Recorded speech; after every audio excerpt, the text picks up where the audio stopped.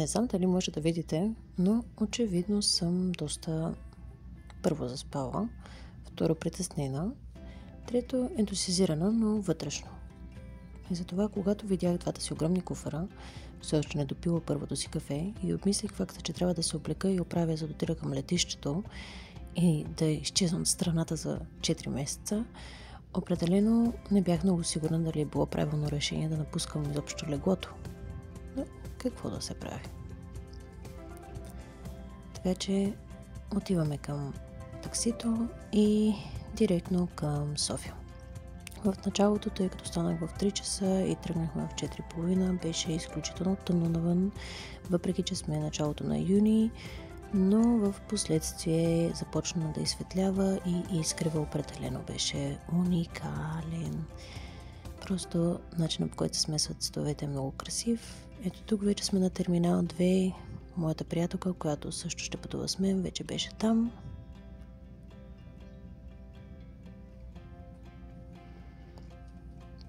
И нека започваме същинската част. Насладете се на гледането. Вече сме на летището и аз съм малко по-добре. Плашката е огромна, да се редиме вече 1 час време, но също съм стресирана кога залъгвам. Изглежда, когато съм притеснена, обаче не плача, въпреки че нашите изпращачи плащаха. Изгрева просто ни заслепяваше, буквално и метафорично, докато стяхме на B1 изхода ни за излизане, изчакахме половин час, за да се събере тълпата и най-накрая да тръгнем към чеки. Изгрева вече го има, всичко мина добре, чекираха ни. Сега сме на бусчето, което ще ни откара към самолета и отиваме към Риум Фиумичино и оттам се прекачваме за Босна. Тук правим един не чак толкова кратък преход с автобусчето към самолета и се оплаквах на приятелката ми, че никога няма да се кача в някои от тези тунели, които те откарват директно във вътрешността на самолета. Ето вече сме излетяли от София, но продължавайки историята от преди малко, в последствие се оказа, че грешах. Минах от 2 такива тунела първия път, обаче не по хубавия начин, а по-точно тичайки като луда, така както се тича на маратон, а не би трябвало да се тича на летище. Тук вече кацахме на Рим. Това е Фиумичино или летище Леонардо да Винчи и е най-голямото летище в Италия и със сигурност най-голямото в столицата. Определено се чуваше много италианска реч, но не само.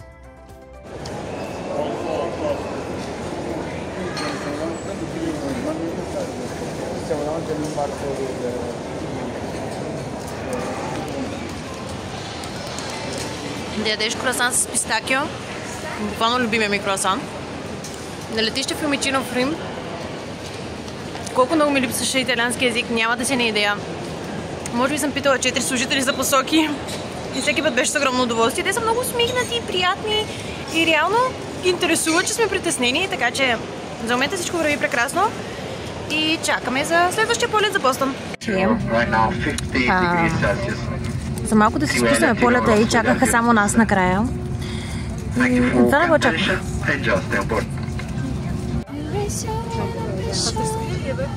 Да, май бавен. Да, май бавен. Signore e signori, per motivi di sicurezza vi invitiamo ad allacciare le cinture, a chiudere il tavolino e a porre lo schienale della poltrona in posizione verticale, a mantenere i braccioli abbassati e le tendine dei finestrini aperte. Al fine di evitare assembramenti in cabina, vi invitiamo a non sostare in prossimità delle toilette dei centri di servizio nei corridoi. Da questo momento tutti i dispositivi. На телевизора на самолета AITA Airways имаше избор от доста филми и сериали, както и видеоигри. Аз избрах нещо по-познато, по-точно нещо, което знам на изус. Тъмните му материи, правен по книгата на Филип Пулман, което ми е един от любимите и с която прекарах 1 час и 50 минути от полета без никакви съжаления. Наистина уникален филм.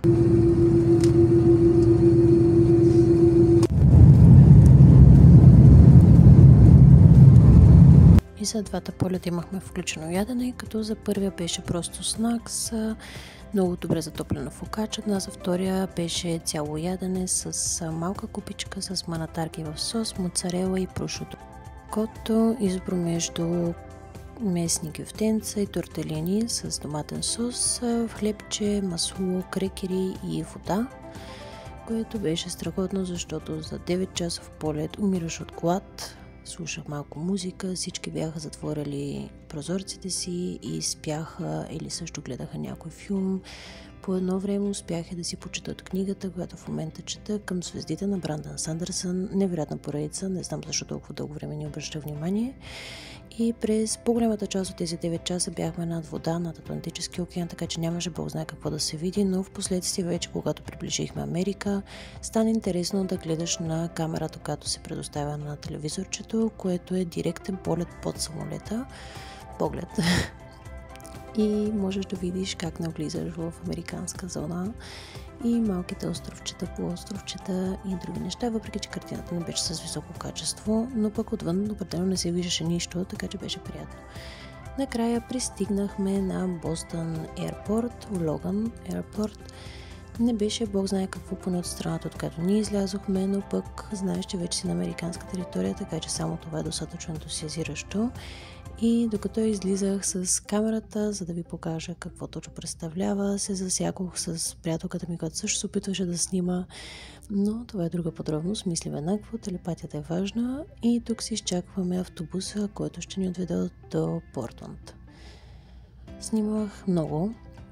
По пътя за Портланд 2 часа път с автобус, през който доста ми се приспа, защото часовата разлика в един момент ти изяжда бая от енергията и докато при нас беше едва 2-3 часа, в България вече беше късна доба вечер и се оказа, че накрая бяхме стояли едва ли не 48 часа будни, но пък в един момент, когато ти отмина умората, вече ставаш повече енергичен, отколкото нормален и определено успяваш да свършиш доста неща, като това да броиш колко пътни знаци има, да внимаваш дали колите около теб са марки, които познаваш, да гледаш за магазини, които искаш да посетиш и за които си чува само по филмите, или да се радваш на факта колко равен е асфалта, за разлика от някои пътища в България, където предполагат безплатно лечение за камъни в бъбреците.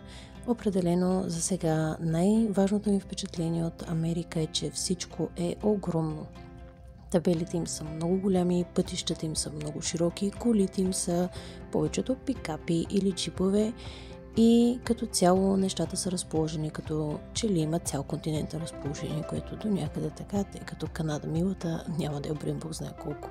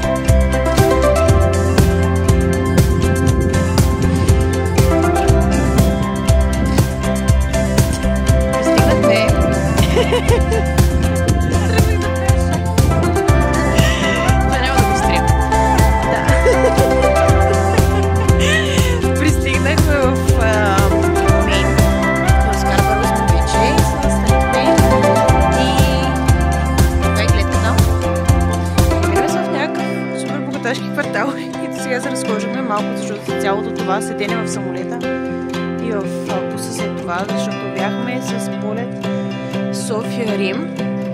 Там имахме прекачване, което може да видите по-рано, че не мина много добре.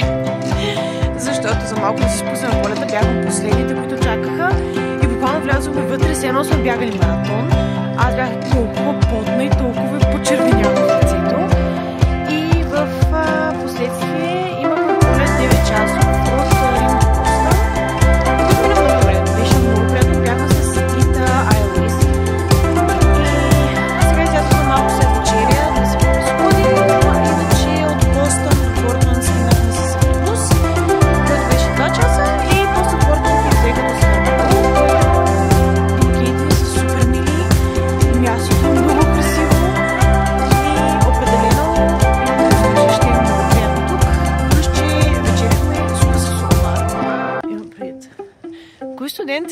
Лели супа сумбар. Добре, това е за днес. И косата ми е червена. Виж колко ми е червена косата. Да, между другото. Да. Добре, това беше днес. И